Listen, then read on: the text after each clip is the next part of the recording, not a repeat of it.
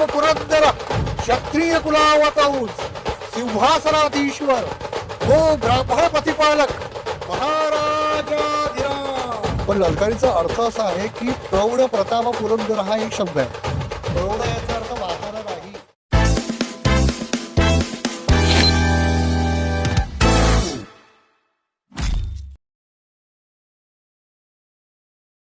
नमस्कार, जय शिवराय. चिन्मय जैन या यूट्यूब चॅनलवर आपल्या सगळ्यांचे स्वागत आहे. गेल्या अनेक दिवसापासून आम्ही एक नवीन उपक्रम सुरू करायचा प्रयत्न करत होतो. शेवटी त्या प्रयत्नांना यश आले. कोणीतरी म्हटलेच आहे की प्रयत्न करत राहावे तर यश मिळतं. आता मी ॲडव्होकेट, बुककीपिंग, अकाउंटिंग, टॅक्सेशनचे कामं करतो. स्टार्टअप फाउंडर आणि स्टार्टअप करणाऱ्या लोकांना कन्सल्टंट म्हणून मदत करतो आणि त्यांचे प्रॉब्लेम्स जे आहे ते सॉल्व्ह करतो. आज आपण आपली पॉडकास्टची सिरीज चालू करतो आहे आणि पहिला पॉडकास्ट आहे आपला छत्रपती शिवाजी महाराजांवर. तर असा प्रश्न येतो की पहिला पॉडकास्ट छत्रपती शिवाजी महाराजांवर का बरं? छत्रपती शिवाजी महाराज जे होते ना, ते बिझनेसमॅनसाठी, तरुण लोकांसाठी आणि विद्यार्थ्यांसाठी पण त्यांचं चारित्र्य आणि त्यांचं जीवन हे खूप प्रेरक आहे. आणि त्यांच्या संपूर्ण जीवनचारित्र्यातून आपल्याला खूप काही गोष्टी शिकायला मिळतात. आणि अशाच वेगळ्या वेगळ्या गोष्टी छत्रपती शिवाजी महाराजांवर पहिला पॉडकास्ट का बरं? कारण की महाराज होते म्हणून आज आपण आहोत. महाराज होते म्हणून आज आपलं अस्तित्व आहे. आणि म्हणूनच पहिला पॉडकास्ट छत्रपती शिवाजी महाराजांना नमन करून आपण सुरू करतो आहे. आज आपल्याला जे गेस्ट म्हणून लाभलेले आहे श्री प्रसाददादा काळे. तसे तर व्यवसायाने प्रसाददादा एक मेडिकल रिप्रेझेंटेटिव्ह म्हणून काम करतात, पण लहानपणीपासूनच छत्रपती शिवाजी महाराजांच्या चारित्र्याबद्दल त्यांना खूप उत्सुकता होती आणि जाणून घेण्याची खूप त्यांची इच्छा होती. आणि तेव्हापासून त्यांचा जो प्रवास सुरू झाला होता त्याच्याबद्दल आणि छत्रपती शिवाजी महाराजांबद्दल त्यांचे विचार आणि छत्रपती शिवाजी महाराजांबद्दल काही गोष्टी आज आपण त्यांच्याकडून जाणून घेणार आहोत. आज आपल्या पॉडकास्टमध्ये आपण स्वागत करूया प्रसाददादा काळे यांचं. प्रसाददादा छत्रपती शिवाजी महाराजांचे विचार आणि त्यांचं चारित्र्य या विषयांवर मागच्या गेल्या 20 वर्षापासून काम करतात आहे. तसेच छत्रपती शिवाजी महाराजांचे चारित्र्य, छत्रपती शिवाजी महाराजांच्या बद्दलच्या काही गोष्टी आणि रायगड आणि राज्याभिषेकाबद्दलच्या काही गोष्टी यावर प्रसाददादा काळे आज त्यांचे प्रभावी विचार मांडणार आहेत. नमस्कार, जय शिवराय. सर्वप्रथम राजमाता जिजाऊ साहेबांना वंदन करतो, छत्रपती शिवाजी महाराजांना वंदन करतो. आणि सध्या धर्मवीर बलिदान सुरू आहे. संभाजीराजांना याच दिवसात औरंगजेबाने पकडून त्यांची अत्याचार करून त्यांना ठार मारलं होतं. तोच हा महिना आहे. त्याच्यामुळे छत्रपती संभाजी महाराजांना वंदन करतो, आईवडिलांना नमस्कार करतो आणि इष्टदेवता कुलदेवताला नमस्कार करून माझं सुरू करतो. जय शिवराय दादा. जय शिवराय. सर्वप्रथम मला जाणून घ्यायला आवडेल की महाराजांबद्दल तर सगळ्यांनाच म्हणजे छत्रपती शिवाजी महाराजांबद्दल सगळ्यांनाच जाणीव असते, कारण की आजकाल 4वी आणि 7वी आणि 10वीच्या पुस्तकांमध्ये इतिहास शिकवला जातो, पुरेसा नसतो. पण आणि जे जयंतीचा किंवा महाराजांचं जे आजकाल मूवीज येतात किंवा बाकी सगळ्या गोष्टी येतात, त्याच्यामुळे महाराजांबद्दल सगळ्यांनाच माहीत आहे, सगळ्या तरुण पिढीला माहीत आहे. पण तुम्ही जेवढे महाराजांसाठी समर्पित आहे, तर ही भावना किंवा हा विचार तुम्हाला सर्वप्रथम कधी आला आणि तुम्ही एवढे का ओढले गेले महाराजांकडे? सर्वप्रथम महाराजांचा परिचय माझा आणि महाराजांची ओळख ती 4थ्या वर्गापासून झाली. 4थ्या वर्गात मराठी शाळेत आम्ही शिकलो, महानगरपालिकेच्या 4थ्या वर्गात एक पुस्तकच पूर्ण महाराजांचं होतं, राजा शिवछत्रपती. आपल्या सगळ्यांना माहिती आहे. तेव्हापासून ते पुस्तक वाचलं, इतिहासाबद्दल आवड निर्माण झाली आणि इतिहासामधल्या अनेक वीरांगणा म्हणजे वीरांपैकी एक छत्रपती शिवाजी महाराजांविषयी विशेष आकर्षण निर्माण झालं तेव्हापासूनच. म्हणजे त्यावेळेला फारसं काही कळत नव्हतं. 4थ्या वर्गात खूप काही हे नव्हतं आणि त्यावेळेला असं काही शिवजयंती किंवा राज्याभिषेक असा काही प्रकार नव्हता. शिवजयंती व्हायच्या होत असतील, पण महाराजांविषयी आकर्षण, त्यांचा पराक्रम, त्यांची बुद्धिमत्ता, त्यांचे धोरणं हे सगळ्याच्या त्यांच्या प्रेमात पडलो आम्ही, एका शब्दात सांगायचं तर. अच्छा. तेव्हापासून हा प्रवास सुरू झाला आणि आज सगळ्यात ते प्रेम दिवसेंदिवस वाढतच चाललं आहे. अच्छा. आणि त्यांच्या प्रेमात आम्ही ठार वेळ झालो. त्या प्रेमाची साक्ष तुमच्या कपाळावरची चंद्रकोर देतेच. दादा, वयाच्या 16व्या वर्षी छत्रपती शिवाजी महाराजांनी हिंदवी स्वराज्य स्थापन करेल अशी शपथ घेतली होती. आपण जे शिवाजी महाराज पाहतो किंवा वाचतो किंवा ऐकतो ते 16 वर्षानंतरचे. तर 16 वर्षाच्या आधीचे शिवबा कसे होते याच्याबद्दल काही घटना सांगाल किंवा त्यांच्यावर कसे संस्कार केले गेले? कारण की मी असं ऐकलं आहे किंवा वाचलं आहे की शिवाजी महाराजांचे जे वडील होते शहाजीराजे, ते दक्षिणेत राहायचे कर्नाटकामध्ये स्वारीवर, आणि ते त्यांच्या आईजवळच वाढलेले आहे. तर आजकाल खूप लोकांना असं वाटतं की सिंगल पॅरेंटिंग किंवा सिंगल मदर चाइल्ड किंवा सिंगल फादर चाइल्ड असे इश्यू येतात. महाराजांचं चरित्र कसं निर्माण झालं? खरं सांगायचं तर महाराज जिजाऊ साहेबांच्या गर्भात असताना शिवनेरी किल्ल्यावर महाराजचा जन्म झाला आपल्या सगळ्याला माहीत आहे. आणि शिवाई देवी त्या गडावरची देवता देवी, त्या शिवाई देवीच्या नावावरून महाराजांचं नाव शिवाजी असं ठेवण्यात आलं. हे आपल्या सगळ्याला माहीत आहे. पण खरी गोष्ट अशी आहे की राजमाता जिजाऊ साहेब जेव्हा गर्भावस्थेत होत्या, जे महाराजांचा जन्म व्हायच्या आधीची घटना आहे ती, तर लखोजीराजे जाधव साहेब म्हणजे जिजाऊ साहेबांचे वडील आणि त्यांचे भाऊ म्हणजे शिवाजी महाराजांचे आजोबा आणि बाबा हे निजामशहाच्या सेवेत होते. बिलकुल. पण घटना अशी झाली की निजामशहाने त्यांना दरबारात बोलवून त्यांच्या वडिलांना आणि भावांना मारून टाकलं, कत्तल केली. ओके. आणि फसवून कत्तल केली गेली आहे. ओके. ही सगळी घटना अकल्पित होती, दुर्दैवी होती आणि भयंकर होती. त्याला जिजाऊ साहेब बहुतेक शिवनेरीवरच होत्या अच्छा. देखील. आणि शहाजीराजे जे होते ते कर्नाटकात बंगळुरूला होते. ओके. ज्याला आपण विजापूर म्हणू शकतो. तर ही घटना सुन्न करणारी होती. आणि जो राग होता निजामशहाबद्दल की या जुलमी पातशहाविरुद्ध किंवा या सुलतानाविरुद्ध कधी आपण लढा देऊया, तो जो गर्भसंस्कार होता तो महाराजांना गर्भात मिळालेला आहे अगदी जन्म व्हायच्या आधीपासून जिजाऊ साहेबांकडून. त्याच्यानंतर महाराजांचा जन्म झाला. जिजाऊ साहेब आणि महाराज विजापूरला भेटायला गेले, म्हणजे कर्नाटकात भेटायला गेले शहाजीराजाला. त्या महाराजांचं जवळपास वय 15च्या आधीच असेल, कमीच होतं. तर त्यावेळेला शहाजीराजांनी त्यांना भगवा झेंडा दिला जाताना, पुण्याची जहागीर दिली जिजाऊ साहेबांना आणि शिवाजी महाराजांना, आणि भगवा झेंडा दिला आणि मोहर दिली. ती मोहर म्हणजे प्रतिपश्चंद्र लेखेव वर्धिष्णूर विश्ववंदिता शाह सुनौ शिवसैस्या मुद्रा भद्राय राजते, अशी जी रबर स्टॅम्प म्हणतो आपण किंवा आज भारत सरकारचा स्टॅम्प जो आहे तो स्टॅम्प आपण म्हणू शकतो त्या काळचा. अच्छा. ती शिवरायांची राजमुद्रा किंवा शिवमुद्रा म्हणतो आपण त्याला. अष्टकोनी शिवमुद्रा आहे, ती संपूर्ण संस्कृतमध्ये आहे. हां. पुस्तकातही असते, पुस्तकातही आहे, बऱ्याच ठिकाणी सिम्बॉलिक असते, सगळ्या ठिकाणी असते. बऱ्याच जण अंगठे घालतात, लॉकेट असतात बऱ्याच जणांचे. बिलकुल. जे शिवणे तरुणांच्या. तर ही शहाजीराजांनी स्वराज्य निर्मितीकरता केलेला हा संकल्प होता. ओके. आपल्याला सगळ्यांना माहिती आहे की शहाजीराजांनी 2दा स्वराज्य निर्मितीचा प्रयत्न केला, पण दुर्दैवाने काही घटना अशा घडल्या की तो पूर्ण करता आला नाही. म्हणजे हिंदवी स्वराज्य निर्माण व्हावं ही इच्छा शहाजीराजांची पण होतीच. तर मुळीच बिलकुल. कारण शहाजीराजांची 2दा त्यांनी उठाव केला होता अच्छा स्वराज्य निर्मिती करता, पण काही फसवणुकीचे किंवा काही अकल्पित घटना अशा घडल्या गेल्या की तो प्रयत्न संपूर्ण सपशेल अपयशी झाला. पण बराच शहाजीराजांचं हे होतंच की हिंदवी स्वराज्य स्थापन करायचंच आहे. आणि जिजाऊ साहेबांचे गर्भसंस्कार आणि गर्भात असताना जिजाऊ साहेबांच्यावर झालेला आघात, म्हणजे महाराज गर्भात असताना त्यांच्या मामांना आणि आजोबांना ठार मारलं गेलं निजामशहाच्या दरबारात. तो राग, त्याच्यानंतर शहाजीराजांनी जी मुद्रा दिली ते पाडवं, असं घेऊन महाराज पुण्याला आले आणि पुणे परगणाचा राज्यकारभार सुरू झाला. अच्छा. आणि पुण्याला आल्यावर मग त्यांचं शिक्षण वगैरे किंवा त्यांच्या सगळं दादोजी कोंडदेव मुतालिक म्हणून विश्वस्त म्हणून शहाजीराजेंनी पाठवले होते. ते राजकारणात आणि युद्धकाळात सगळे हुशार होते. त्याला जिजाऊ साहेब आणि बाकी जे आखाड्याचे कारागीर असतात, आखाडा जे गुरु असतात, त्याचं शस्त्र शिक्षण पुढं आलं पुण्याला. त्याच्यानंतर त्याचं राजकारणामधलं शिक्षण पुढं आलं, संस्कृतमधलं शिक्षण पुढं आलं. अशा प्रकारे महाराज गर्भात असतानापासून घडत गेले. आणि त्याच्यानंतर जन्माला आल्यानंतर त्याला जेव्हा कळायला लागलं महाराजांना, तेव्हा जिजाऊ साहेबांनी महाभारत आणि रामायणाच्या पूर्ण धडे त्यांना दिले, म्हणजे पूर्ण गोष्टी सांगितल्या. आणि एक गर्भसंस्कार इतका जबरदस्त झाला आहे की जो आजच्या माता भगिनींना एक आयडियल म्हणून वापरायला पाहिजे. बरं, एक प्रश्न मला विचारायचा होता. तर तुम्ही आखाड्यांचा संदर्भ दिला. बरोबर. आता आज आपण जसं तुम्ही म्हणता शिववेडे तरुण असतात किंवा शिवाजी महाराजांचे जे फॉलोअर्स आहे, तर आज आखाड्यांची काय स्थिती आहे?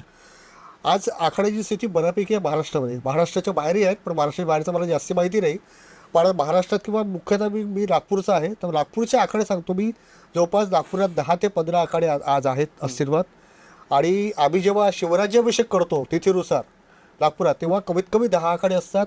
आखाड्यामध्ये मुलींची संख्या लक्षणीय आहे. अच्छा. आणि मी मुलींना प्रोत्साहित करतो की अत्यल्प फीमध्ये आम्ही त्यांना सगळं लाठी काठी दांडपट्टा भाला तलवार हे सगळं शिकवतो. आणि आजच्या मुलीला ती लहान असो की मोठी असो, ती विवाहित असो की अविवाहित असो, त्याला शस्त्र शिक्षण देणं आवश्यक आहे. अच्छा. काही लोक म्हणतात की AK-47चा जमाना आहे, तुम्ही तलवार लाठी दणपट्टा भाला शिकवून करणार काय. पण ते कॉन्फिडन्स आणि शस्त्राबद्दलची जी भीती आहे ती नाहीशी झाल्यानंतर आजच्या समाज काहीसा विकृत झालेला आहे. लहान मुलीवर अत्याचार चालले, 5 वर्षाच्या 2 वर्षाच्या लव जिहादचे प्रकरणं रोजच वाढतात आहे. बिलकुल. आपल्या सगळ्यांच्या अवतीभोवती आहेच. तर अशा परिस्थितीत आज स्त्रीला, ती लहान असो 5 वर्षाची असो की 50 वर्षाची असो, तिला सक्षम करायचं असेल, मनाने सुदृढ करायचं असेल, नुसतं क्वालिफिकेशन घेऊन होणार नाही, तर तिला शस्त्र शिक्षण हे काळाची गरज आहे. शास्त्र आणि शस्त्र शिक्षण दोन्ही सोबतच पाहिजे. तेव्हा स्त्री आज स्वतःचा बचाव स्वतः करू शकते. छत्रपती शिवाजी महाराजांच्या दूरदृष्टीबद्दल म्हणजे फ्युचर पाहण्याची क्षमता याच्याबद्दल खूप चर्चा केली जाते. तर मी तुम्हाला एक एक विषय देतो आणि त्या विषयावर तुम्ही मला त्यांच्या दूरदृष्टीचे उदाहरण देऊ शकाल का? पहिली गोष्ट म्हणजे युद्धनीती. फार चांगला प्रश्न विचारलास चिन्मय तू. युद्धनीतीवर तर मूर्तिमंत उदाहरण म्हणजे अफजल खानाचा वध. म्हणजे 10 नोव्हेंबर 1659 तिथी सांगायची तर बाराशे शुद्ध सप्तमी दुपारची वेळ. आणि शिवप्रताप दिन म्हणतात त्याला, आपल्या भाषेत शिवप्रताप दिन. कारण त्या दिवशी शिवाजी महाराजांनी प्रताप घडवला होता प्रतापगडाच्या पायथ्याशी. म्हणजे 17व्या शतकातल्या नरसिंहानी त्याच शतकातल्या हिरण्यकशिपूचा वध उंबरठ्यावरच केला होता, गडाच्या पायथ्याशी म्हणजे उंबरठ्यावर. अच्छा. त्याच्यामुळे 17व्या शतकातले ते नरसिंह होते म्हणजे नाही आहेच. तर त्याचं एक छोटंसं उदाहरण मी तुम्हाला शॉर्टमध्ये सांगतो की अफजल खान विजापूरहून निघाला. जवळपास त्याचं सैन्य अंदाजे, काही जण म्हणतात 32,000 की 35,000, एक दोनपैकी एक आहे. 32 ते 35,000 सैन्य होतं. उंट, हत्ती, घोडे, अवघड तोफा एवढं सगळं घेऊन तो निघाला होता. आणि त्याच्यासोबत जड जवाहीर करणारे, व्यापार करणारे लोक आणि सय्यर बंडासारखे भयंकर लोकसुद्धा त्याच्यासोबत होते. बिलकुल. आता त्याला मी अफजल बनवू शकत नाही, तो राक्षस होता त्या काळातला, तो एक आतंकवादी होता असं सर आपण म्हणू. त्या राक्षसाचं वर्णन कसं करतात, तर राक्षसाची उंची होती, हाईट ही वॉज 6.5, 6.5 फुटाचा राक्षस होता. पण तो नुसता 6.5 फुटच नव्हता, तर त्याचं वजन होतं 175 किलो. याच्यावर तुम्ही विचार करू शकता की तो किती धिप्पाड आणि राक्षस असेल. तो त्या काळातला हिरण्यकशिपूच होता. आणि महाराजची हाईट किती असेल, शारीरिक उंची महाराजची म्हणतोय मी, मानसिक बाकी उंची नाही, बाकी उंची आपल्याला मोजता येणार नाही महाराजची. तर महाराजांची शारीरिक उंची 5 फूट 5 इंच किंवा 5 फूट 7 इंच एवढी होती. म्हणून महाराष्ट्राची छातीपर्यंत यायची. तर 10 नोव्हेंबर 1659 हा दिवस इतिहासाला कलाटणी देऊन गेला आणि शिवप्रताप घडला. तो असं झालं की त्याला पायथ्याशी बोलवलं महाराजांनी. सगळ्यांना माहिती आहे की महाराज घाबरले वगैरे असं नाटक केलं. पंताजी वकील होते महाराजांचे. पंताजी वकिलाचा इगो हर्ट न करता इगो वाढवला. तो खूप गुरमीत आला, तो इगोस्टिक होता. ही वॉइस मोर त्यांनी त्यांच्या स्वभावाचा पुरेपूर फायदा घेतला. महाराज. ही प्रेशर टॅक्टिस होती महाराजांची, सायकोलॉजिकल प्रेशर टॅक्टिस, डिप्लोमसी म्हणू आपण. पण महाराजला हे माहीत होतं की आपलं सैन्य 12 ते 15,000 आहे आणि त्याचं सैन्य आपलं डबल आहे. त्याच्यामुळे समोरासमोर युद्ध केलं तर आपला टिकाव लागणार नाही. आणि दुसरी गोष्ट अशी आहे की फक्त महाराजांनी ही टॅक्टिस नाही वापरली, मेंटली टॅक्टिस वापरलीच. म्हणजे सायकोलॉजिकल वॉर तर होतंच, पण त्याच्या आधी महाराजांनी त्याची हाईट वगैरे सगळं बघून एक 6.5 फुटाचा त्यांचा सरदार होता. त्या सरदाराची रोज प्रॅक्टिस केली आहे काही दिवस. म्हणजे त्यांनी माझे केस पकडले तर कसं सुटायचं, त्यांनी मला मिठी मारली तर कसं सुटायचं, त्यांनी माझा हात पकडला तर कसं सुटायचं, ही जी प्रॅक्टिस होती ती त्यापेक्षा भयंकर होती. अच्छा. म्हणजे 6.5 फुटाचा अफजल खान, 6.5 फुटाचा सरदार, त्या सरदाराशी रोज प्रॅक्टिस करणं म्हणजे नॉट अ जोक. आता या प्रश्नामध्ये एक उपप्रश्न विचारतो. आता हा. तुम्ही अफजल खान वधाचा एक म्हणजे असं आता आम्ही तर वाचलाय, सगळ्यांनीच वाचलाय, आपण मूवीमध्ये पण पाहिलंय, पण तुमच्या तोंडून मला म्हणजे ऐकायला आवडेल की कसा तो प्रसंग असेल किंवा कसा तो प्रसंग होता बा. महाराज शामियानात गेले आणि जे घडलं ते मी थोडक्यात सांगतो, कारण तो प्रसंग सांगायला गेला तर जवळपास 20 मिनटं लागतील किंवा अर्धा तास लागेल. खूप भयंकर प्रसंग आहे तो. महाराज प्रतापगडावर उतरले खाली. एक 20 फुटावर शाबेरा होता. सगळ्यांना माहिती आहे, आपल्या शाबेराचा अफजल खान होता, सैयद बंड त्याच्या बाजूला होता. महाराज शाबेराच्या बाहेर 20 फूट थांबले. 10 अंगरक्षक महाराजांचे होते आणि बाकी जे सैन्य होतं महाराजांचं ते 2 दिवसाआधीपासून ढोलीत, झाडाच्या फांद्यांवर, कचऱ्यामध्ये, कपारीमध्ये असं लपून ठेवलेलं होतं. अच्छा. आणि महाराजांच्या सैन्याला सिग्नल्स असे होते की काही हो, महाराजाला काही हो किंवा अफजल खानला काही हो, तुटून पडायचं सैन्य कापायचं अफजल खानाचं. आणि अफजल खानाच्या सैन्याला सांगून दिलं होतं की भैया शिवाजी महाराज मिलने आ रहे अफजल खान साहब को, वो शरण आ रहे हैं, बिंदास रहो, खाओ पिओ. त्यांना मेजवान्या सोडत होतं त्यांना गाफील ठेवलं होतं. अर्धे सुस्त झालं ते सैनिक. आणि जे सैन्य होतं ते मागेच खिंडीत त्यांनी वाढवून ठेवलं होतं प्रतापगडाच्या खूप आधी. म्हणजे जो हा आपला आहे त्याला काय म्हणतात, प्रतापगडाच्या पायथ्याशी तिथे लाकडाच्या ओढक्यानी हत्ती वगैरे सगळे अडून ठेवलेले होते. त्याच्यामुळे ते वरती येणं शक्य नव्हतं. तर महाराज शामिना महाराज पंताजी बोखरे आतमध्ये गेले. पंताजी बोखरेने सांगितलं की सय्यद बंडा को बाहेर भेजो. ह्या सय्यद बंडा हा दानपट्टा एक्सपर्ट होता, दानपट्टा थोडा तरबेज होता. आणि सय्यद बंडा हा एक मुख्य अंगरक्षक होता, म्हणजे आजच्या भाषेत बाउन्सर होता तो, खास महाराजचा स्पेशल अफजल खानाचा. तर महाराजांसोबत जेव्हा आले होते ते दानपट्ट्यामध्ये एक्सपर्ट होते.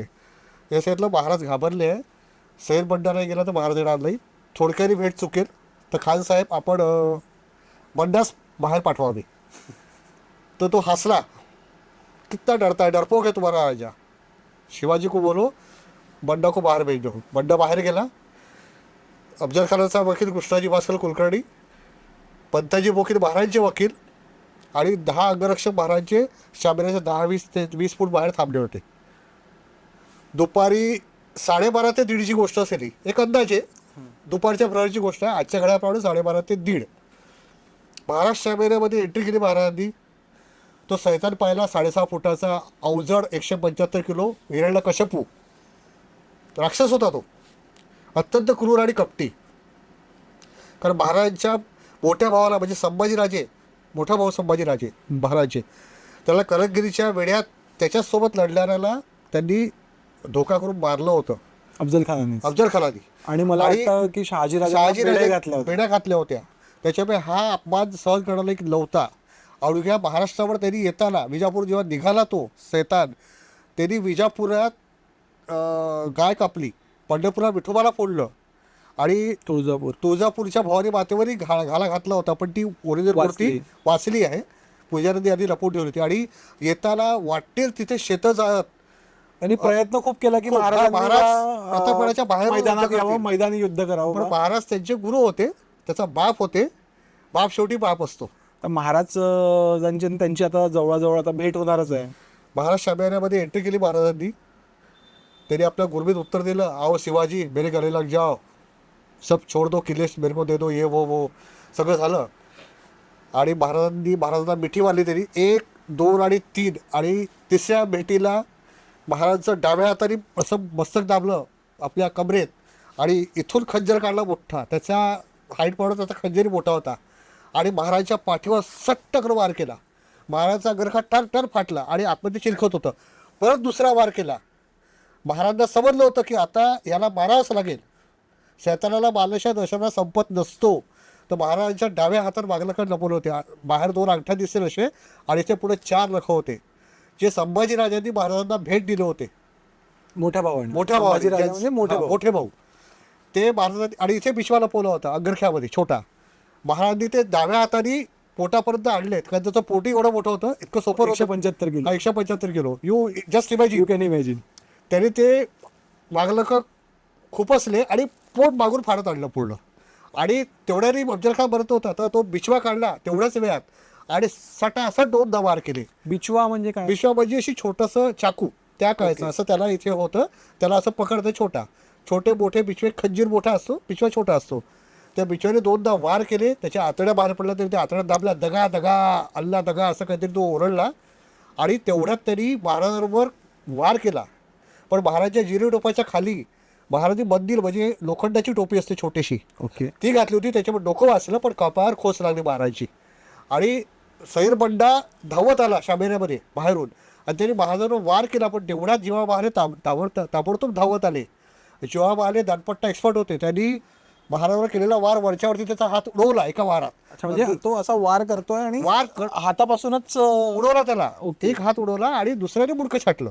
अरे सैर बंडा गेला आणि महाराज शामेऱ्या बाहेर आले. अफजल खानाने परत वार करण्याचा प्रयत्न केला शामेऱ्या बाहेर आल्यानंतर, पण महाराजांनी तसा वार अडवला आणि परत बिचव्याचा वार केला. तो गडबडा लोळत खाली पडला, पण तो मेला नव्हता. सैतान लवकर मरत नसतात. तो बेशुद्ध झाला होता आणि त्याला भोई म्हणजे पालखी जे उतरला ते भोई लोक, त्या भोयांनी त्याला पालखीत टाकलं, पालखीत घेऊन जात होते. तो मेलेला नव्हता आणि महाराज युद्ध करत करत प्रतापगडाकडे निघाले होते. ओके. तर अशा वेळेस संभाजी गावची कोंढाळकर आले. दुरून त्यांनी पाहिलं संभाजी गावची कोंढाळकर युद्ध करता करता की हा अफजल खान मेला नाही आहे, हा चाललाय सैतानाला जाळून जायचं नाही आहे, हे तर हा परत हिंदूंची कत्तल करेल, सगळंच करेल, या सैतानाला इथेच ठेचलं पाहिजे. ते धावत आले, त्यांनी भुयांचे पाय कापले, पालखी खाली पडली आणि त्यांनी अफजल खानाचं असं मुडकं धरलं आणि एका वारात त्याचं मुडकं कापलं धडापासून. आणि हर हर महादेव आई तुझावर की जय म्हणत प्रतापगडाकडे ते धावत सुटले होते. एका हातात मुडकं, एका हातात तलवार. त्या तलवारीला संपूर्ण रक्त लागलेलं होतं. जे आदिलशहाचं जे सैन्य होतं हे पाहत ते अर्ध सैन्य बाजूला होऊन गेलं भीतीने. एवढंच एक उग्र रूप होतं. त्याचे मुंडकं घेऊन गेले ते त्यांच्या सैन्यामधून घेऊन गेले आदिलशाहीचे. हो, काही लढत होते तर ते थांबून गेले आणि ते संभाजी गावचे कोंढाळकर हर हर महादेव आणि आई तुझावरची की जय म्हणून प्रतापगडाकडे धावत निघाले. ते त्यांचं रूप पाहून साक्षात कालीमाता धावत होती आणि ते सैन्य पुढे बाजूला होऊन गेलं. आणि अशा प्रकारे 10 नोव्हेंबर 1659 मार्गशीर्ष शुद्ध सप्तमी भर दुपारी 17व्या शतकातल्या हिरण्यकश्यप आपल्या नरसिंहाने हिरण्यकश्यपूला पुन्हा तोडला त्याला. आणि आजही आपण जर का प्रतापगडावर गेलो तर अत्यंत दुर्गम असा तो गड आहे. मी 2 वर्ष आधी गेलेलो होतो. गडाची बांधकाम वगैरे चालू होतं, गडाची अवस्था तशी ठीक आहे. तुम्ही पण विजिट म्हणजे जाऊ शकता. प्रतापगडाला गेलं पाहिजे. आपण आपल्या जे किल्ले आहे त्यांचं संवर्धन आणि किल्ल्यांना आपण भेटी दिल्या पाहिजे. आपण नेहमीच इकडले तिकडले टूर करतो विकेंडला किंवा इकडे तिकडे, तर आपण गडांवर सुद्धा गेलं पाहिजे. आपल्या गडांवर आपण जाणार नाही तर कोण जाईल. अगदी बरोबर आहे. गड कोण पाहायलाच पाहिजे. जिवंत स्मारक आहे ते महाराजांचे बाळाच्या मावळ्यांचे, जिथे रक्त सांडलं आहे. आणि गडावर मंदिर आहे. प्रतापगडावर भवानी देवीचं, भवानी देवीचं मंदिर पण आहे, जे महाराजांनी स्थापन केलेलं आहे. महाराजांच्या दूरदृष्टीबद्दल बोलत होतो. विषय अफजल खानकडे वाहवत गेला. महाराजांच्या राज्यकारभाराबद्दल तुम्ही दूरदृष्टीचं काय उदाहरण देऊ शकाल? म्हणजे राज्यकारभाराबद्दल बरेच उदाहरणं आहेत. एक उदाहरण असं आहे की त्यांनी अष्टप्रधान मंडळ स्थापन केलं होतं राज्याभिषेकानंतर. प्रत्येकाचे कामं त्यांनी वाटून दिले होते आणि एक पर्टिक्युलर गडावर अष्टप्रधान मंडळाचे वाडे, त्यांची व्यवस्था, सगळं पाण्याच्या टाक्या आणि त्याच्यानंतर बाकी कोणाला इंग्रजांना थांबवून ठेवलं होतं की त्यांच्याशी व्यापार जास्ती करायचा नाही. काही पर्टिक्युलर वस्तू ते इंग्रजांकडून घेत ते, बाकी फ्रेंच डच यांच्याकडून पूर्ण बंद केलं होतं त्यांनी वस्तू सगळे घेणं किंवा व्यापार करणं. कारण महाराजांनी त्यावेळेसच ओळखलं होतं राजकारणाच्या दृष्टीने की हे पुढले शत्रू आहे, हे आपले मुख्य शत्रू आहे मोगलानंतर. ओके. आणि ते जसं घडलं सध्या. आता आपण आत्ता प्रतापगडाबद्दल बोललो, बरोबर. तसे तर हिंदवी स्वराज्यामध्ये अनेक किल्ले होते, पण रायगड एक प्रत्येकाच्या असा मनात असतो. प्रत्येकाच्या म्हणजे जो शिवभक्त आहे आणि ज्यांनी महाराजांचं चरित्र वाचलं आहे त्याच्या मनात इच्छा असते की मग एकदा कधीतरी मी रायगडावर जाईल बा, मला रायगडावर जायचं आहे, रायगडावर जाऊन महाराजांना मुजरा करायचा आहे. तर तुम्ही कधी रायगडावर गेले आहे का? आणि रायगडावर जातात सगळेजण, ठीक आहे, पण रायगड पहिलेपासून नव्हता. रायगड महाराजांनी स्वतः बांधलेला आहे. म्हणजे जावळीच्या मोऱ्यांपासून म्हणजे जे तो प्रदेश होता तो जावळीच्या मोऱ्यांचा होता. जावळीच्या मोऱ्यांपासून तो प्रदेश महाराजांनी जिंकून घेतला आणि त्याच्यानंतर रायगड कसा बांधला त्याची काय पूर्ण स्टोरी आहे तो आम्हाला थोडक्यात सांगाल का? मी ती थोडक्यात सांगतो, कारण पुढं सांगत बसलो तर पुढं पॉडकास्ट याच्यातच जाईल. रायगड हा चंद्रराव मोरेंच्या म्हणजे रायरी नाव होतं त्याचा रायगडचं. ओके. रायरी हा डोंगर होता मोठा, त्याच्या आजूबाजूला सगळे गडकोट आहेत रायरीच्या. तर पहिल्याला रायरी, तर चंद्रराव मोरेकडून तो जिंकून घेतला. चंद्रराव मोरेला हरवलं महाराजांनी. जावळीचे चंद्रराव मोरे, जावळी म्हणजे त्या काळचं घनदाट अरण्य, जंगल. म्हणजे आपण अफजल खानाचा आत्ता जो हे केला प्रतापगडचा, तर जावळीचं जंगल एवढं खड्ड्यात होतं. 350 वर्षापूर्वीची गोष्ट आहे ही, की हत्ती जर त्या जंगलात गेला तर बाहेरून दिसत गडप व्हायचा. अच्छा. सूर्यकिरण पोचायला वेळ लागायचा, एवढं घंटाळ जंगल होतं त्या काळात महाराजांच्या, अफजल खान महाराजच्या वेळेस. तर रायरी जिंकून घेतल्यानंतर महाराजांनी त्याची पहाडी केली आणि महाराजांना तो गड असं वाटला की ही राजधानी व्हायला पाहिजे. महाराजांची पहिली राजधानी म्हणजे राजगड, पुण्याजवळचा राजगड. पण राजगडला महाराज राहत असताना ते जेव्हा रायरी जिंकून घेतला तेव्हा तो महाराजांनी गडाचं निरीक्षण केलं, तर महाराजांना असं जाणवलं की गड हा 1.5 गाव उंच आहे. त्याची हाईट, एक गाव तसे 1.5 गाव, 1.5 गाव तेवढं त्याची हाईट आहे. म्हणजे समुद्र सपाटीपासून अंदाजे 3000 फूट उंचीवर आहे तो रायगड. आपण परत कोकणामध्ये आहे आणि कड्यावर पर्जन्य काही गवत उगवत नाही, म्हणजे पावसाळ्यात गवत सुद्धा उगवत नाही, एवढा तो अभेद्य आहे. त्याच्यानंतर गाव 1.5 गाव उंच कड्यावर गवत उगवत नाही पर्जन्य काळी. गड चखोट, तख्ताच जागा हाच गड करावा. तख्ताच जागा म्हणजे राज्याभिषेक जेव्हा होईल आणि राजसिंहासन जेव्हा निर्माण होईल महाराजांचं, तेव्हा तख्ताची जागा हाच गड, म्हणजे राजधानी हीच राहील रायगड, असं महाराजांनी निश्चित सांगितलं होतं. तर हिरोजी इंदुरकर त्या काळातले इंजिनियर होते, म्हणजे सिव्हिल इंजिनियर. अच्छा. म्हणजे त्यांचं काही बी वगैरे झालेलं नव्हतं आमच्या भाषेनुसार, पण ते सिव्हिल इंजिनियर होते, निष्ठात होते. तर त्यांना ती सूचना दिली महाराजांनी की आम्ही कोकण मोहिमेवर चाललो आहे, तोपर्यंत याचे जवळपास बांधकामं पूर्ण करा. तर हिरोजी इंदुरकरांना रायगड बांधायला जवळपास 14 वर्ष लागले. रायगड राजधानी बनवता, तर राजधानी बांधायची नव्यानी म्हणजे अवघड काम आहे. आणि वेळप्रसंगी हिरोजी इंदुरकरांना आपलं घर गहाण ठेवावं लागलं, बायकोचे दागिने गहाण ठेवावं लागले, कारण वेळेवर पैसा मिळाला नाही. म्हणजे महाराज कुठे ना कुठे सिव्हिल इंजिनियरचं दुःख तेव्हाही तसंच होतं आणि आताही तसंच आहे. तर अशा गोष्टी करा. तर पण त्याची निष्ठा अशी होती की त्याने ते कळू दिलं नाही महाराजांना. महाराज जेव्हा मोहिमेवरून परत यायचे तेव्हा ते म्हणायचे पहाडी करायचे. आणि सर्वात महत्त्वाचे म्हणजे तिथे अष्टबधार मंडळ, राणी वसा, तलावाचे जवळपास 4 की 5 प्रकार तलावाचे आहे. गंगासागर, हत्ती तलाव वगैरे. टकमक टोक आहे, कोणाला शिक्षा झाली तर तिथून ढकलून द्यायचे, पण ते तसं झालेलं नाही आहे महाराजच्या काळात, असं काही प्रकार झालेला नाही आहे. आणि नगारखाना प्रचंड मोठा आहे, तिथे 2 शरभाचे शिल्प आहे. शरभ म्हणजे एक प्राणी आहे त्या काळचा, म्हणजे त्या काळचा म्हणजे तो नरसिंहाच्या काळचा प्राणी आहे. ती कथा वेगळी आहे, ती कथा सांगू नये आपण आजच्या ह्याच्यात. नगारखान्यापासून आतमध्ये गेलं की पुढं राजदरबार आहे. तर राजदरबाराचं वैशिष्ट्य असं आहे की महाराजांचं सिंहासन जिथे आहे, पुढं राज्यसभा अशी मोठी आहे दोन्ही बाजूनी, आणि महाराजांनी सिंहासनाजवळ का हो कसे आहात असं विचारलं तर ते शेवटच्या माणसाला क्लिअर ऐकायला जातं, without mic, without any speaker. त्या काळात स्पीकर नव्हतं, शक्यच नाही आहे. त्याच्यामुळे आणि शेवटच्या माणसाने म्हटलं यार बिलकुल सुनाई दे दिया, म्हणजे आजच्या वर्षात म्हणतोय मी, मला ऐकायला नाही आलं. तर ते झालं क्लिअर ऐकायला येईल महाराज काय म्हणाले. अच्छा. एखाद्याने कुजबूज जरी केली तरी ते महाराजांना ऐकायला द्यायचं.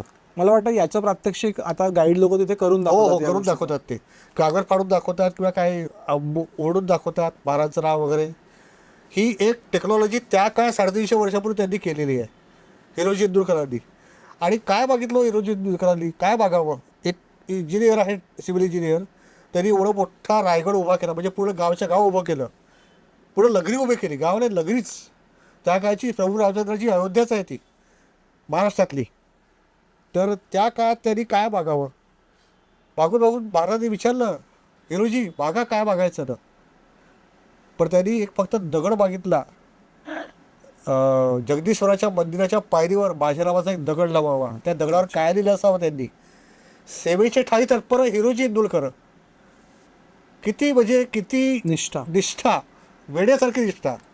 असे अनेक निष्ठावर माणसं महाराज होते, भावे होते, सरदार होते. त्याच्यामुळेच तर हिंदवी स्वराज्य आणि कारण त्या निष्ठावाला माहित होतं की माझा राजा आमच्याशी निष्ठावान आहे, मी गेलो तरी चालेल, लाखाचा पोशिंदा चांगला पाहिजे. माझी प्रभूंचं वाक्यच आहे ते पावनखिंडीतलं की लाख वेळे तरी चालतील, लाखाचा पोशिंदा चांगला पाहिजे. लाखाच्या पोशिंद्याला विशाळगडाकडे पाठवा, 300 लोकांनी खिंडीत बलिदान केलं, 300 बांधर आणि माजी प्रमुख.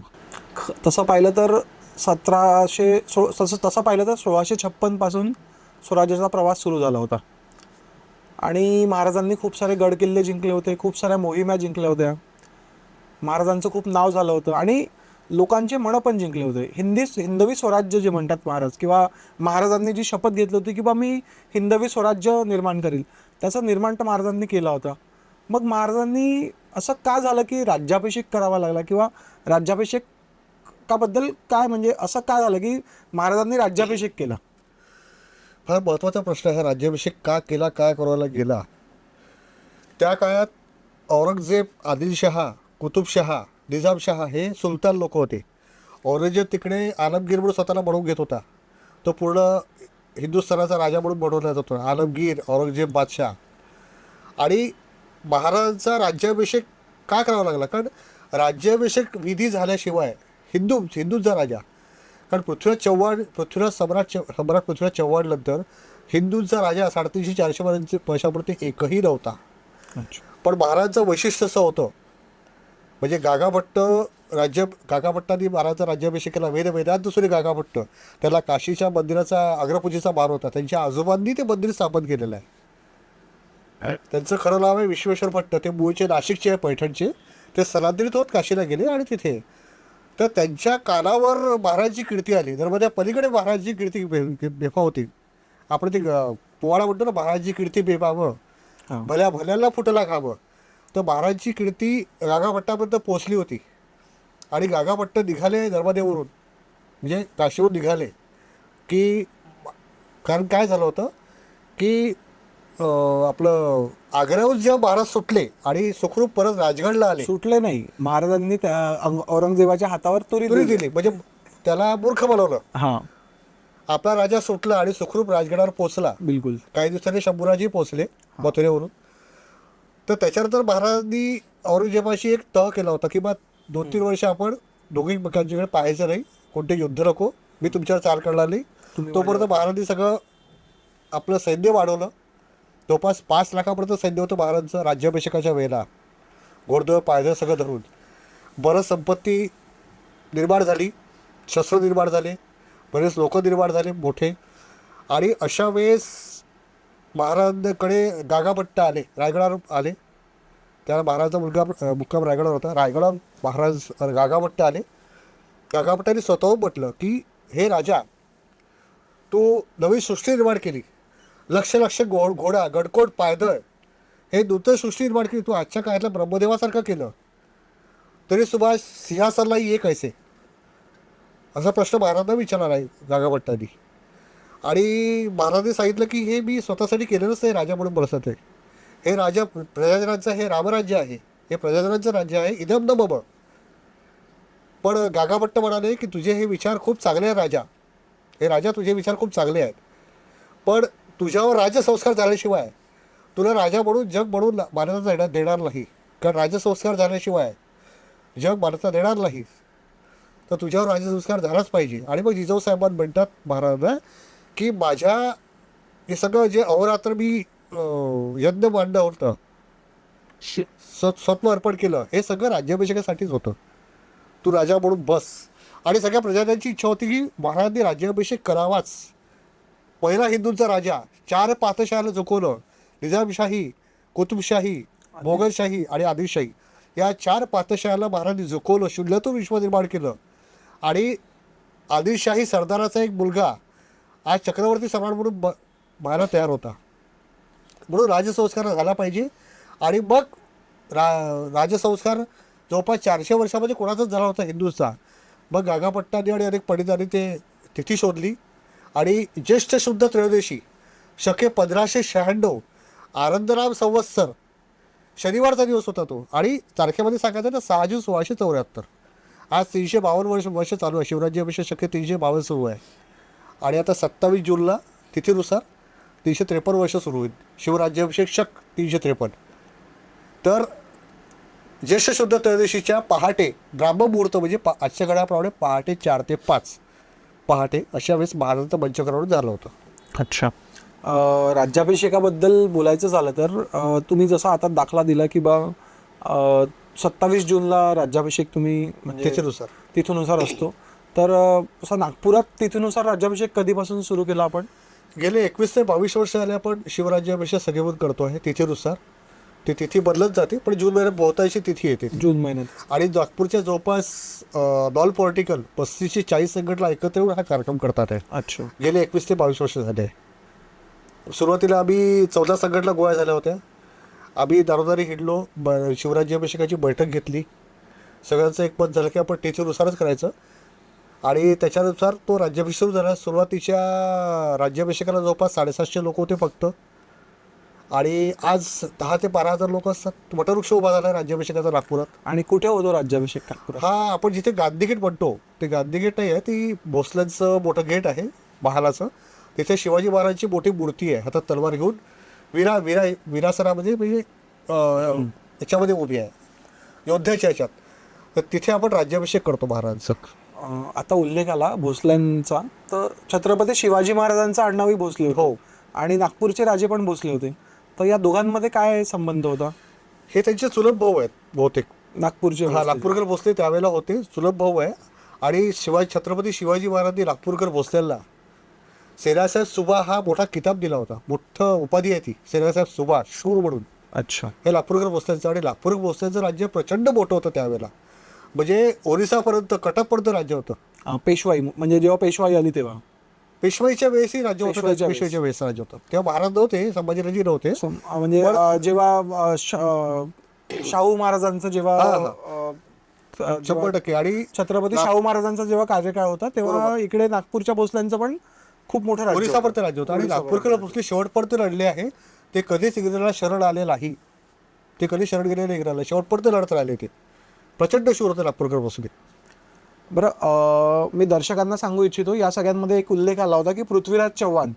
तर 1193 मध्ये तराईंचं युद्ध झालं घोरी आणि पृथ्वीराज चव्हाणमध्ये. तर असं म्हणतात की 1193 मध्ये पृथ्वीराज चव्हाण यांचा पराभव झाला आणि त्याच्यानंतर आपल्यावर म्लेच्छांचं शासन आलं. आणि मग ते छत्रपती शिवाजी महाराजांचं शासन येईपर्यंत आपल्याकडे म्लेच्छांचं शासन कंटिन्यू होतं. पण याच्यामध्ये मी एक दुरुस्ती करू इच्छितो की 1192 मध्ये सुद्धा एक तराईंचं युद्ध झालं होतं. तराईन म्हणजे भटिंडा जो आहे ना, आजचा पंजाबचा भाग, तवर हिंद असं म्हणतात त्याला. तिथे त्या प्रदेशामध्ये ते युद्ध झालं होतं. आणि पहिल्या युद्धामध्ये जो घोरी होता तो हारला होता. आता आपल्याकडले जे राजे होते ते युद्धाला स्पोर्टिंग म्हणून घ्यायचे. आणि आपल्याकडे असं नसायचं की बा जो हारला आहे त्याचा शिरच्छेदच करायचा किंवा त्याचा प्राणच घ्यायचा. हारला आहे, त्यांनी माफी मागितली, त्याला सोडून देत होते. तर मी इथे हे नोंदवू इच्छितो की बा आपल्याला जो नेहमीचा इतिहास सांगितला जातो, तर पुस्तकांमध्ये किंवा शाळेतल्या पुस्तकांमध्ये किंवा NCERTच्या बुक्समध्ये पूर्ण इतिहास नसतो. तेव्हा मी तुम्हाला, म्हणजे जे दर्शक आहे किंवा जे प्रेक्षक आहे, तुम्ही तुमच्या मुलांना किंवा तुमच्या पुढच्या पिढीला इतिहास जो हा विषय आहे तो पूर्ण, म्हणजे जे इतिहासकारांची जे पुस्तक आहे तिथून वाचायला शिकवा, ना की टेक्स्टबुकमधून, अशी माझी विनंती आहे.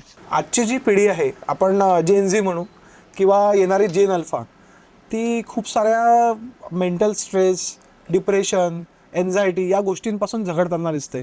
तर या पिढीला तुम्ही महाराजांच्या जीवनातले असे काय उदाहरण द्याल की त्यांना या एन्झायटी, मेंटल हेल्थ किंवा असे प्रॉब्लेम्सपासून त्यांना त्या प्रॉब्लेम्स होणार, किंवा त्या महाराजांच्या शरीरातून प्रेरणा घेऊन ते त्या प्रॉब्लेमपासून स्वतःचं सोल्युशन काढतील? ॲक्च्युली झेनजीला मी एकच सांगू इच्छितो की त्याची विचारसरणी खूप चांगली आहे, सगळं आहे, आजच्या काळानुसार ते योग्य आहेत. पण मला मोबाईल घेऊन दिला नाही म्हणून मी आत्महत्या करतो, मला वडिलांनी रागवलं म्हणून 8व्या 9व्या वर्गातला विद्यार्थी किंवा विद्यार्थिनी आत्महत्या करते, गळफास लावून घेते किंवा रेल्वेखाली जाऊन उडी मारते. खूप बातम्या वाचतो आपण, खूप बातम्या असतो रोजच्याच आहे कुठल्या ना कुठल्या भागात. पण हे पूर्णतः चुकीचं आहे. एक तर आईवडिलांनी त्यांना थोडंसं मेंटली स्ट्रॉंग करायला पाहिजे लहानपणापासून. त्यासाठी आईवडिलांना थोडासा इतिहास आपला माहीत असायला पाहिजे, आजच्या काळातल्या आईवडिलांना, जो थोडासा आम्हाला आधीच्या पिढी कमी झाला आहे. वाचन कमी झालं, वाचन संपूर्ण जवळपास नाहीसं झालं आहे. फक्त मोबाईलवर जेवढं वाचतो आणि टी व्हीवर तेवढंच आहे. त्याच्यानंतर व्याख्यान ऐकायला त्याला घेऊन गेलं पाहिजे लहानपणापासून. बरे त्याला समजदार नाही छोट्या मुलाला, पण त्याला काहीतरी डोक्या कानात काहीतरी पडेल. क्रांतिकारकांचे, थोर पुरुषांचे, शिवाजी महाराजांचे, संभाजी महाराजांचे कार्यक्रमाला जाणे, व्याख्यानं ऐकणे, थोडंफार त्याला काही गोष्टी सांगणे. पण गोष्टी केव्हा सांगतील आई वडील, त्याला माहीत असलं पाहिजे. माहीत असेल तरच सांगेल, म्हणजे आडात असेल तर पोऱ्यात येईल. हा बस, त्यांनाच माहिती नाही ते काय सांगणार आहे. म्हणून आजच्या पिढीला थोडी जरी वाचावं. आम्ही आता राज्याभिषेक सोहळ्याचं एक नवीन ब्रिज चालू केलं आहे. आमचे एक मित्र आहेत त्यांनी, की महाराज नाचून नाही तर वाचून, कारण आजकाल डीजेवर नाचायचं आहे शिवजयंती असं झालं आहे. बिलकुल. तो तमाशा करून ठेवला आहे शिवजयंतीच्या नावाखाली. पण योग्य नाही आहे. आम्ही पारायणं सुरू केली आहे बऱ्याच मी शिवजयंतीच्या 3-4 दिवस आधी, शिवराज्याभिषेकाच्या 3-4 दिवस आधी महाराजांच्या मूर्तीखाली आम्ही पारायणं करतो. प्रत्येकजण एक एक पॅराग्राफ वाचतो. तर त्याच्यामुळे वाचण्याची आवड निर्माण होती, इतिहास माहीत होतो. आणि हे जे आत्महत्या, डिप्रेशन, हे महाराजांच्या चरित्रातून ते कळतं आणि तेवढाच तो तरुण वाचतो. याच्यामध्ये मी थोडंसं ॲड ऑन करायला म्हणजे इच्छा होईल. महाराजांची जयंती येते 19 फेब्रुवारीला. हो. आणि बलिदान मास कधीपासून सुरू होतो? बलिदान मास फाल्गुन महिना जेव्हा सुरू होतो, फाल्गुन शुद्ध पक्ष 1 ते फाल्गुन अमावस्या, अच्छा. हा पूर्ण 3 दिवसाचा बलिदान मास आहे. पण त्यात जयंतीच्या मागे पुढेच बलिदान मासही असतो. हो हो तर जयंतीच्या सोहळ्यामध्ये नाचायला पुष्कळ जण जातात, हो. पण त्याच्यापैकी 10% लोक तरी बलिदान मास मग फॉलो करतात का? नाही, कारण नाही, आता कसं आहे, जरा आमचे गुरुवर्य आदरणीय पितृतुल्य संभाजीराव भिडे गुरुजी यांनी गेल्या 35-40 वर्षापासून बलिदान मासाची सुरुवात केली. रायगड पूजा, गडकोट मोहीम, त्याच्यामुळे बरेच तरुण हा बलिदान मास पाळतात आहे. आणि नुकताच 1 वर्षापूर्वी छावा पिक्चर रिलीज झाला, त्याच्यातून थोडाफार तरी इतिहास करा. पुढे इतिहासाचे दाखवू शकत नव्हते, कारण ते भयंकर आहे. जे लिमिटेशन्स आहे. लिमिटेशन सेन्सॉरला लिमिटेशन आहे. शेवट दाखवला नाही, बरेच अत्याचार दाखवले नाही आहे.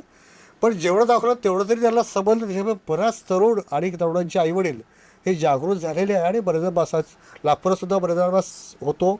आणि आम्ही बलिदान दिवसही काढतो. आम्ही अंत्ययात्रा काढतो, जी झालेली होती शंभूराजांची. ही फाल्गुन अमावस्येला म्हणजे गुढीपाडव्याचा आदला दिवस, यावेळी शंभूराजांची हत्या झाली होती. मला म्हणजे आता बलिदान मास हा एक थोडा वेगळा विषय आहे, पण याच्याबद्दल मला म्हणजे काय करतात, बलिदान मास पाळतात म्हणजे एक्झॅक्टली काय करतात तरुण पिढी?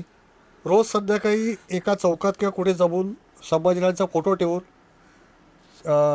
आदरणीय भिडे गुरुजींचे जे श्लोक आहेत शंभूराजांबद्दल लिहिलेले, ते आम्ही 4 ते 5 श्लोक किंवा 10 श्लोक, जे काही तुमच्या वेळेनुसार याच्यानुसार ते एकत्र पठण करायचं. कोणी टक्कल करतं, अच्छा, व्यक्तिगेला टक्कल करतं हिंदू धर्माप्रमाणे. कोणी टक्कल करतं, कोणी पायात चपला जोडी घालत नाही बैरावर. कोणी गोड सोडतं, कोणी आवडतं काही वस्तू असेल ती सोडते. कोणी फंक्शनला जात नाही, कोणी गाडी चालवत नाही. अशा विविध प्रकारचं बलिदान मासात पाळतात. तुम्ही पाळता बलिदान? आम्ही पाळतो. आपली आवडती वस्तू असते खरं गोड, जसं मला रसगुल्ला आवडतो किंवा पनीर आवडते, तर ते खायचं नाही बैरावर. म्हणजे कुठेतरी त्याग करायचा. कुठेतरी त्याग करायचा. आपली व्यक्ती गेली आपल्या घरची. शंभूराजांनी आपल्या हिंदू धर्माकरता प्रचंड अवघड, अत्यंत क्रूर असं बलिदान दिलं आहे. त्या क्रूर औरंगजेबाला शेवटपर्यंत त्यांनी मुस्लिम धर्म स्वीकारला नाही, काहीच सांगितलं नाही. त्यांचं एक स्मरण म्हणून आपण एवढं तरी करायला पाहिजे. बिलकुल. हे फारच छोटा आहे. शंभूराजांचा बलिदान प्रचंड मोठा आहे, त्याला सीमाच नाही आहे. तो विषय आपण कधीतरी नंतर घेऊ. करूया. नंतर महाराज किती वर्षांचं आयुष्य होतं महाराजांचं? फक्त 50 वर्ष. आणि महाराजांचा कार्यकाळ फक्त 35 वर्षाचा. 15व्या वर्षी शपथ घेतली आणि 50व्या वर्षी महाराज गेले. तर या 35 वर्षाच्या कार्यकाळामध्ये जर का आज तुम्हाला चान्स भेटला की टाईम ट्रॅव्हलची मशीन आली आणि तुम्हाला मागच्या काळात जायला, तर कोणत्या वर्षामध्ये किंवा कोणत्या प्रसंगामध्ये तुम्ही जाल महाराजांजवळ? खूपच छान प्रश्न विचारला माझ्या मनातला. आता काय प्रसंग सांगू मी? 2च प्रसंग सांगेन. प्रसंग तर खूप आहेत. समजा मला टाईम मशीन मिळाली आणि त्यांनी सांगितलं कुठल्या काळात जातो, तर मी 1674च्या आधी अफजल खान वध झाला. 1659ला मी जाईल. अफजल खान वधाचा आठवड्याभर आधी जाईल, महाराजांच्या सेवेत राहील आणि प्रत्यक्ष शिवप्रताप दिन तो मंगल प्रसंग पाहिजे. तो मंगल प्रसंग यासाठी म्हटलं मी की एका दहशतवाद्याला त्या काळच्या एका सैतानाला, एका हिरण्यकशिपूला महाराजांनी संपवलं होतं. 2 मिनिटावर ठोकला त्याला. 2 मिनिटात ठोकला होता. तो प्रसंग मला पाहावा लागेल प्रत्यक्ष याची डोळे. आणि दुसरा अभूतपूर्व अवर्णनीय न भूत्र भविष्यतेचा प्रसंग म्हणजे शिवराज्याभिषेक. ज्येष्ठ शुद्ध त्रयोदशी शके 1596 आनंदराम संवत्सर शनिवारचा दिवस, पहाटेचा वेळ. पण राज्याभिषेकाच्या आधी 8 दिवस सोहळे चालू होते. सुवर्ण तुला करण्यात आली जिजाऊसाहेबांची, महाराजांची. विद्वत पूजन झालं. सगळ्या पाहुण्यांना भेटवस्तू दिल्या गेल्या. जेवढी माझ्या मताने काही इतिहासकारांच्यामध्ये रायगडावर राज्याभिषेकाच्या समयी 50,000 लोक होते. काही जण म्हणतात 80,000 लोक होते. पण 50 ते 80,000 1 लाखाच्या जवळपास हे होते. अच्छा. तर तो प्रसंग मला पाहायला मिळेल जर टाईम मशीन आली तर. मला पाहायला प्रचंड आवडेल. मी राज्याभिषेकाला मी सुद्धा त्यावेळेस असेल, तुम्ही सुद्धा असाल 350 वर्षापूर्वी. पण आपण कुठल्या रूपात होतो हे आपल्याला आठवत नाही, आठवणे शक्य नाही. आपण कुठल्या ना कुठल्या रूपात असूच तिथे. किडेमुंगी असू, घोडा असू, माणूस असू, बाई असू, काही असू, एखादा पक्षी असू, एखादं झाड असू, हे भाग्य लाभणं म्हणजे ही खूप मोठी गोष्ट आहे. पण तो प्रसंगच अद्भुत आहे. आपण आता शेवटाकडे वळू. आता गारद हा एक असा विषय तुम्ही मगाशी सांगत होते, गारद वेगळ्या वेगळ्या प्रकारची असते म्हणून. तर मला तुमच्याकडून महाराजांची बद्दलची जी गारद आहे त्याच्यावर काय तुम्ही म्हणजे तुमचे काय विचार आहे, आणि सर्वात शेवटी मग गारद मला तुमच्याकडून ऐकायला आवडेल. नक्की नक्की. फार आवडीचा विषय आहे माझ्या गारद, कारण मी गारद देतोच राज्याभिषेका शिवजयंतीला इकडे. आणि गारद हा प्रसंग असा आहे, त्याला गारदही म्हणतात. गारद, ललकारी आणि राजबिरुदावली. राजबिरुदावली यासाठी की रायगडावर जेव्हा राज्याभिषेक झाला होता आणि महाराज सिंहासनावर बसले आणि गागाभट्टांनी इशारा केला, तर नगरखानातून गारदी जो होता नगरखानात उभा, त्यांनी गारद दिली होती. ती गारद अशी होती, महाराज प्रौढ प्रताप पुरंदर क्षत्रिय कुलावतौज सिंहासनाधीश्वर हो ब्राह्मण प्रतिपालक महाराजाधिराज राजा शिवछत्रपती की जय. राजा शिवछत्रपती की जय. राजा शिवछत्रपती की जय. ही जाणत्या राजामधली आदरणीय शिवशाहीर महाराष्ट्रभूषण बाबासाहेब पुरंदरेंनी रचलेली गारद आहे. त्याच्यामुळे ही आम्ही एक मॉडेल म्हणून वापरतो, हीच गारद. आता प्रत्येकाच्या गारदी वेगवेगळ्या आहे. ढोल ताशेवाल्याच्या गारदी वेगळ्या आहे, काही जणांच्या गारदी गणपती, भूपती, जयपती, अशोकपती सगळ्या आपापल्या जागी व्यवस्थित आहेत. फक्त गारद देताना विषय असा आहे की आस्ते कदम म्हणून आहे. माझी सगळ्यांना विनंती आहे, जे की आस्ते कदम हा आपला विषय नाही. ती मोगलांची स्थिती आहे. मोगल, आदिलशाह, कुतुबशहा, निजामशाह. आस्ते कदम, नजरबंद कदम ही त्यांची आहे. आस्ते कदमचा अर्थ काय होतो? हऊ या आणि नजरबंद कदममध्ये पायाकडे पहा. अच्छा. त्याचे सुलतान येतात ते असे पाहायचे, नाकाला रुमाल लावून. हा हा हा. जेव्हा औरंगजेब दरबारात यायचा तेव्हा ते असे पाहायचे. आपल्याला असं नाही करायचं. आपले महाराज येतात आहे, महाराज म्हणा किंवा सावधान म्हणा, महाराज किंवा सावधान असं म्हणा. आपण आपल्या राजाला डोळे भरून पाहतोय, तो राजा माझा सिंहासनावर बसतोय. 32 मण सोन्याचं सिंहासन होतं त्यावेळेला. 32 मण म्हणजे 1 मण म्हणजे 40 किलो, 1280 किलो सोनं. त्याच्यावरचे राजचिन्ह जे होते, हिरे, माणकं, पाचू वेगळे होते. त्या सिंहासनाचं म्हणजे किंमत मोजता येत नाही. कुबेराचा खजिना जरी रिता केला म्हणजे मोका केला तरी त्या सिंहासनाची उंची आणि त्याचं सोनं मोजता येणार नाही. आस्ते कदम आणि नजरबंद म्हणजे आस्ते कदम म्हणजे बरेच जण आस्ते कदम म्हणतात. आस्ते कदम, आस्ते कदम असं अदर कदम नको ते. तो आपला शब्द नाही. आपला शब्द असा आहे की सावधान किंवा महाराज. सिंपल आहे, सावधान किंवा महाराज. आणि ललकारी ही ओरिजिनल संस्कृत बदली आहे. अच्छा. त्याचा अर्थ असा आहे ललकारीचा. ललकारी बरेच जण म्हणतात, खूप छान म्हणतात, ढोलताशा, पथक किंवा बाकी कुठे. पण ललकारीचा अर्थ असा आहे की प्रौढ प्रताप पुरंदर हा एक शब्द आहे. प्रौढ याचा अर्थ म्हातारा नाही. बरेच जण म्हातारा म्हणतात. प्रौढ प्रताप पुरंदर म्हणजे देवांचा राजा इंद्र त्यापेक्षाही माझा राजा शूर, म्हणजे होता शूर माझा राजा. देवांचा राजा इंद्र, प्रौढ प्रताप पुरंदर त्याच्यापेक्षा माझा राजा शूर. क्षत्रिय कुलावतंस म्हणजे क्षत्रिय कुलात जन्मलेला क्षत्रिय होता माझा राजा, लढवय्या होता. सिंहासनाधीश बरोबर सिंहासनावर आरूढ झालेला, सिंहासनाधिष्ठित. गो ब्राह्मण प्रतिपालक. गो म्हणजे गाई वासरं. आणि ब्राह्मणाचा शब्द ब्राह्मण या जातीशी काही नाही. ब्राह्मण म्हणजे सद्वर्तनी, सद्विचारी, संत सज्जन, जे सज्जन लोक होते, सद्वर्तनी होते, सद्विचारी होते. कोणी राहू शकतो, तो कुठे जातीभेद पद्धत राहू शकतो. त्यांचं रक्षण करणारा गो ब्राह्मण प्रतिपालक म्हणजे त्यांचं रक्षण करणारा. महाराजाधिराज, राजाचा राजा, महाराजाधिराज राजा शिवछत्रपती की जय. आणि अजून एक ललकारी सांगायची आहे, ती खूप सुंदर आहे, जी परमश्रद्धेय सद्गुरुदास महाराज उपाख्य विजयराव देशमुख यांनी, आता ते नोंदेवाली आपल्यात नाहीत, ते गेलेत आत्ताच, तर त्यांनी रचलेली ललकारी आहे ती. आणि ती म्हणण्याचा पहिला मान भारतामध्ये मला मिळाला, माझ्यासारख्या छोट्या माणसाला. ती पण ललकारी आपण म्हणूया, त्याला एक श्रद्धांजली म्हणून. बिलकुल बिलकुल. प्रौढ प्रताप पुरंदर क्षत्रिय कुलावतंस सिंहासनाधीश्वर ले दैत्य दैत्य संहारक राष्ट्र धर्म प्रतिपालक महाराजाधिराज राजा शंभू छत्रपती की जय राजा शंभू छत्रपती की जय राजा शंभू छत्रपती की जय.